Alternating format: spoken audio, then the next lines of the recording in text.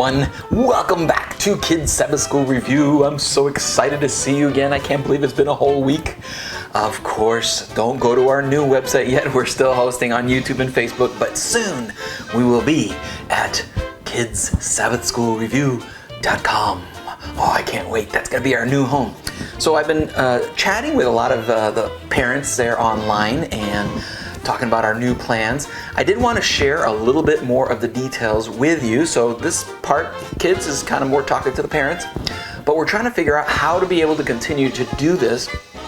At first I started doing this when the pandemic started as my way of helping and doing my part for so many people doing church and Sabbath school at home. But now that things are trying to get back to normal, things are trying to reopen, I've gotten a lot of feedback and requests from parents from all over the world that I continue doing this. The way that we're going to try to do this, as you already know, is we are going to be hosting it on a new website. We're going to be adding online games. We're going to be making some other changes that I haven't told you about yet. But the only way that we can figure out how to make this work is that when we do go to the new website, it will be a subscription model. That means, and I still don't know the details yet, but there will be a subscription of a couple of dollars that you'll invest for your kids to be able to keep watching this every week, every month of the year, all the way through 52 of these productions a year. It's a lot of work. So we hope that you guys will be able to stick along and continue to support and share and utilize this way to help our kids understand the valuable lessons that are created by the church for our young people. So just wanted to let you guys know about that quick little update. Today, of course, we are studying the lesson for June 27. Gracelink.net/primaries is where you can get the lesson and follow along every day of the week, hopefully. And please don't forget to share. Hit that little share button down there. We'd love for as many people as possible to be able to know about this ministry work. I have a brain teaser for you guys. You know what? I think the brain teaser this week is really hard. I don't know. Let's see how you guys do. I will share the brain teaser with you now. Of course, I will review the answer at the end.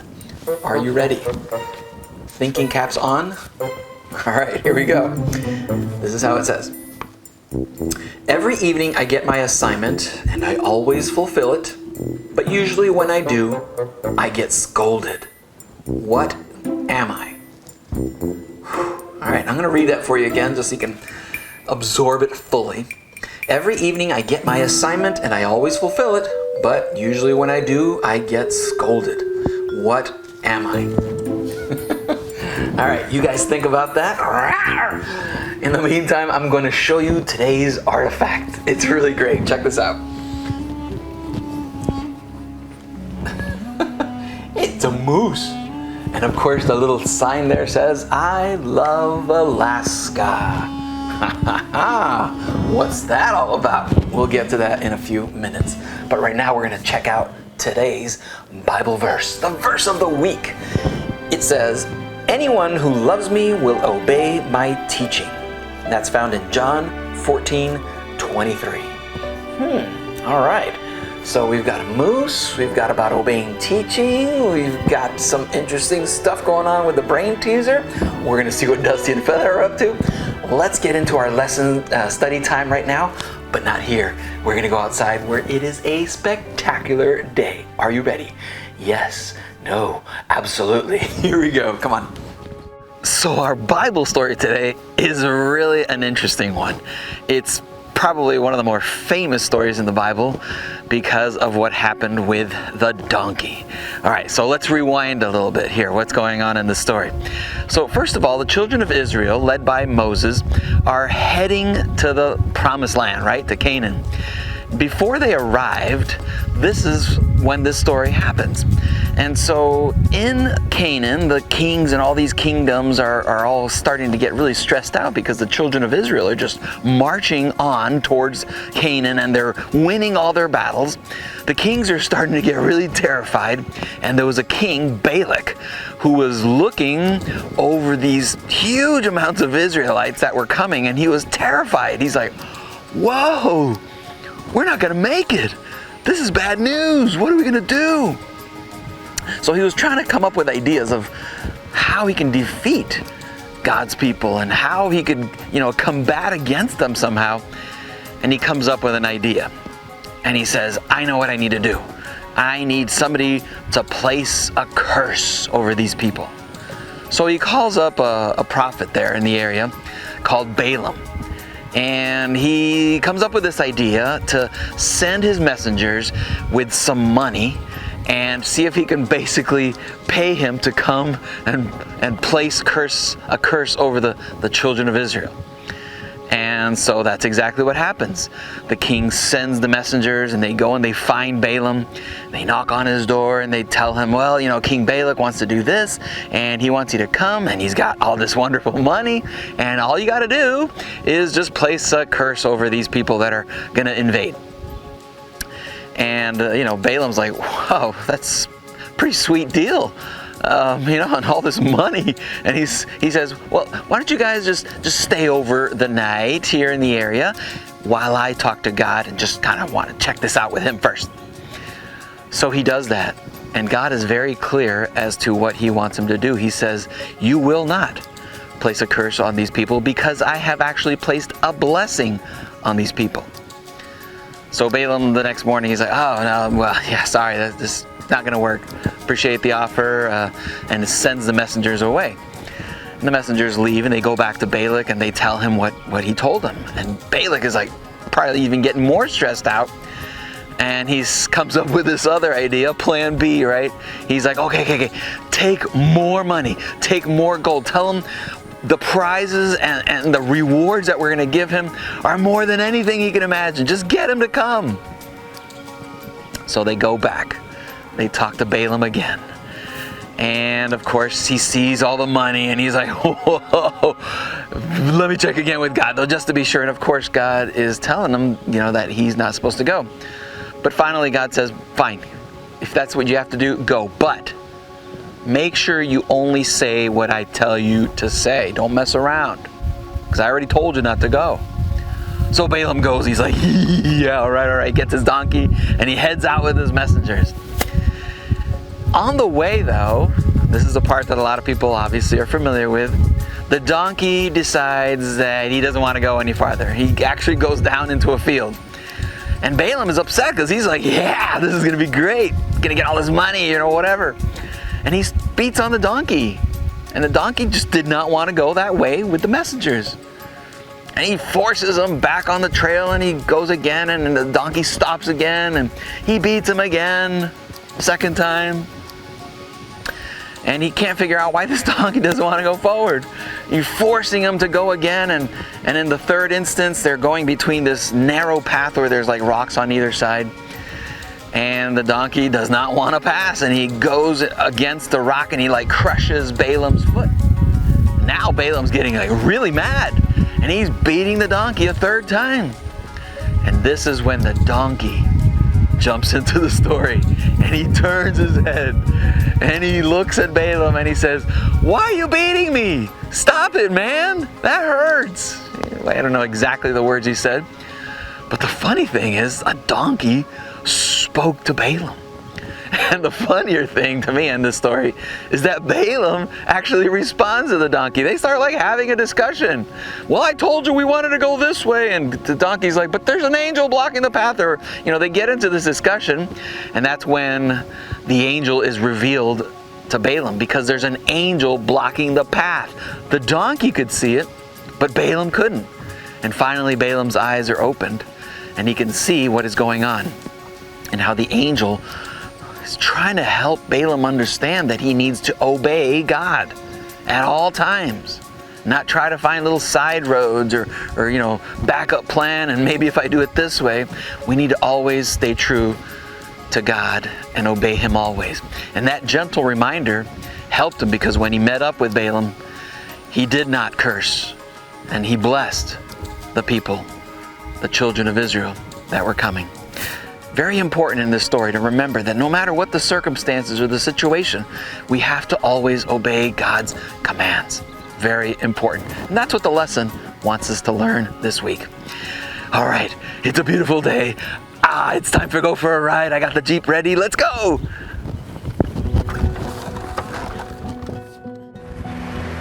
If you've been watching and listening to the stories and seeing the artifacts, you know that I like to travel. And so for many years, my goal was to visit all 50 states in the United States. And for many years, I had arrived to 49, but I couldn't get the last one. You want to know what the last one was? Alaska. Of course, it's way up there, kind of hard to get to, and very far. But a couple of years ago, I finally got to visit Alaska. I had a trip up there with my older son, and we were so excited, and we had a list of stuff that we wanted to see, right? We wanted to see the glaciers, and we wanted to see Denali. But one of the things that we both wanted to see, we wanted to see a moose in the wild. So when we got to Alaska, we talked to our friends and we said, hey, where can we see some moose? And they said, oh yeah, if you want to see some moose, you should go here or here or here. And they gave us some tips and suggestions. So when we were there, we went to those places and we got to see moose. We were so excited because literally the first thing we saw was a mother moose and her baby calf. And we were so excited, they were so cute. And of course, when you see a moose, you're like, oh, you want to get down and get close, take a picture, whatever. But our friends had given us some rules, some guidelines to obey. Otherwise, it could be a problem. Because moose are very dangerous. They are the biggest, right, of the deer family. And with those big horns on their head, they can do some damage. So it's important to follow the rules to keep us safe. Remember, rules are there to protect us. They're not there to stop us from doing stuff. They're there to protect us. So we were given some rules to follow. Of course, give the moose some space. You can't encroach on their personal space. And of course, don't bother the moose and start poking them or doing stuff or whatever. Another rule that we were told, don't feed the moose. I know they may look hungry, they're munching away on grass, and you want to give them something so you can get close. We see deer and they look harmless, but these guys are dangerous because they'll poke you with those horns, they'll stomp on you in order to protect themselves. Of course, never approach the babies, the calves, never get between a mother and her calf, very dangerous. So there's a lot of these little rules that you need to follow. And one of the other ones which I thought was interesting was if for some reason a moose does start to chase you, the rule is to run. Which is kind of funny because if you know the rule for bears the rule is stand very still or try to make yourself big. For the moose, the rule is run. Try to get behind a rock, try to get behind a big tree or something where they will not be able to get at you. Each one of these rules are there to protect you. We are to obey the rules in order to be protected. And that's why obeying rules is very important. That's why the lesson this week talks about obeying God. And it also mentions that obeying God is another way that we can worship Him. I don't know about you, but God is so awesome. I do want to worship God, so I worship Him by obeying Him. And I hope you do the same. All right, how about we check in with our animal specialists, Dusty and Feather. Let's see what those guys are up to today. Ladies and gentlemen, boys and girls, people with allergies and people that aren't ticklish, this show's for you! Welcome to the Dusty and Feather Show! Hello, everyone! Hello, we are so glad you're here. Oh, yes, even if you're not ticklish. Is that really possible, Feather? People that aren't ticklish? Well, I think so. Wow, that's amazing. If you just look funny at me, I'm feeling ticklish. I'm with you, Dusty. Are you allergic to anything, Dusty? Oh, yes. I'm allergic to mousetraps and mean people. I'm not sure if those are actual allergies, Dusty. Well, let me tell you, I accidentally touched a mousetrap once and, I'm definitely allergic to them. Kids, it's true. Don't touch mousetraps. Yes, even if there's a big, giant nacho on top. Right. I'm also not sure that you can have an allergy to mean people. But mean people make me feel bad. Well, it's true, Dusty. All we can do is make sure that each one of us do what Jesus did. Well, which part? Help helping the disciples catch a ton of fish? I thought you were scared of fish, Feather.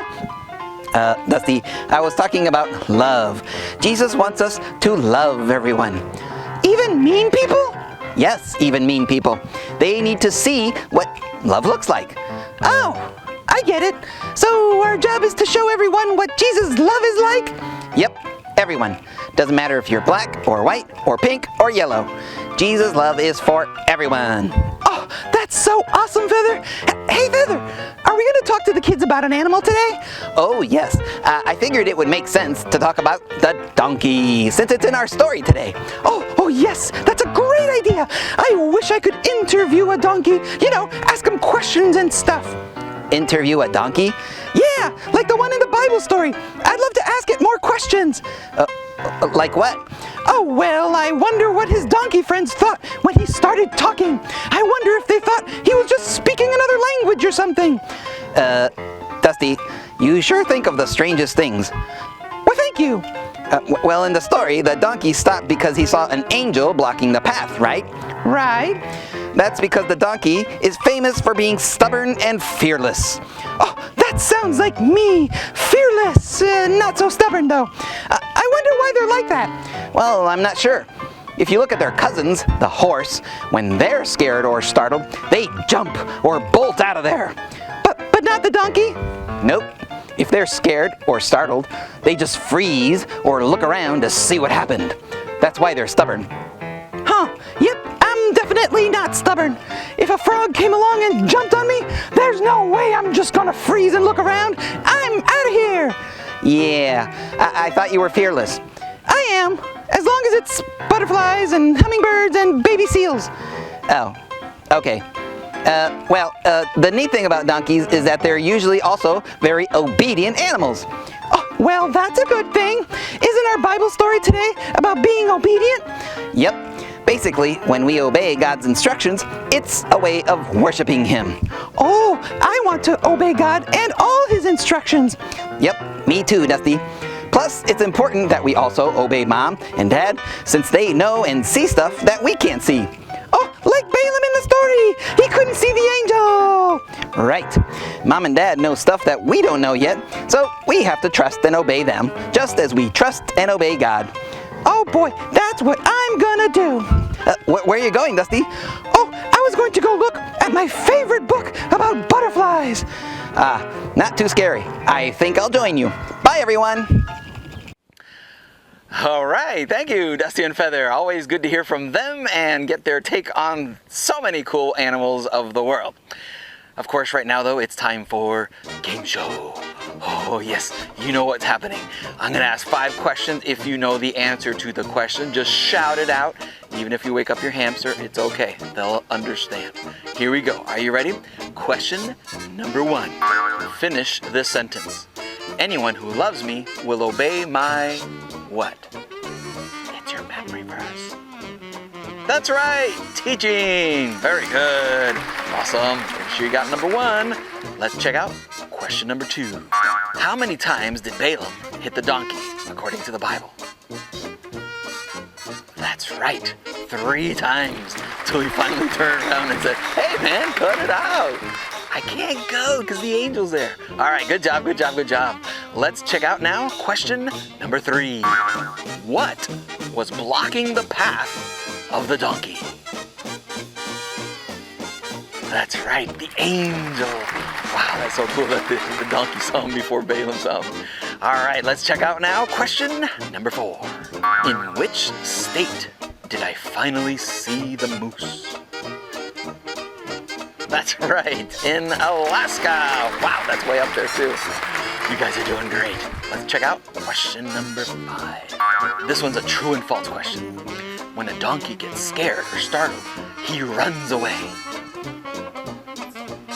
That's right, it's false. He kind of stands there, freezes, and tries to figure out what it was that startled him. Good job. Oh boy, I think you guys got all 5 of those. All right, guys, how about we check out the answer to the brain teaser? I have a funny feeling that the brain teaser this week was really hard for a lot of you guys. It was hard. All right, before I reveal the answer, though, I'm going to read it to you again one more time. Give you one last chance to think about it. Put some brain power in there to see if you suddenly get the answer. All right, are you ready? Here we go. I'll read it for you. Every evening I get my assignment, and I always fulfill it. But usually when I do, I get scolded. What am I? Did you get it? It's an alarm clock. Oh, whoa, those alarm clocks. Of course, there are some people out there that love to wake up in the morning. I'm not a morning person, but that's okay. Hey guys, don't forget to check out the activity sheet for this week, uniquechristiantoys.com/free stuff. Soon we'll be on our new website and you'll be able to do the online stuff, but not quite yet. And of course, get ready for the lesson next week by downloading your lesson and studying it every single day.